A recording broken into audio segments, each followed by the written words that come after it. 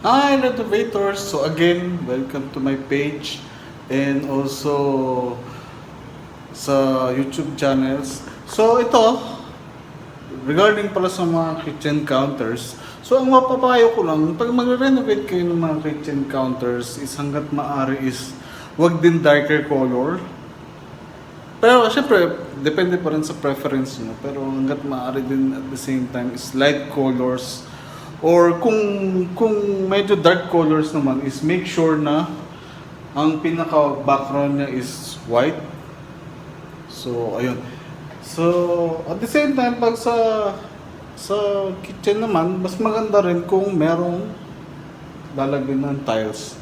Kasi tulad nito itong existing is wala pa siyang tiles. Pero kami since high-end yung client namin is gusto niya is medyo may design at may tiles.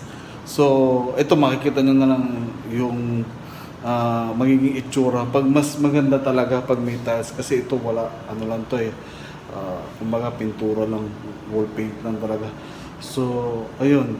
So, ayun, renovator. So, hopefully nakabigay ako ng konting tips sa inyo. So, ayun. And also, nga pala, pag magre-renovate ang mga sa condo unit especially is make sure na lagi nyo ipopost yung work permit dito sa loob or sa labas.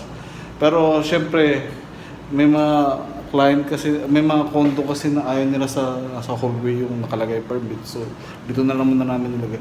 So kumbaga make sure na ang contractors nyo or yung magre-renovate ng unit nyo is nakapost ang work permit. Kasi, of course, para pag yung may building engineer na dumalaw or security guard, pakita na lang agad. So, ayun. So, hopefully, renovators, nakatulong ako sa inyo ng mga konting tips. At the same time,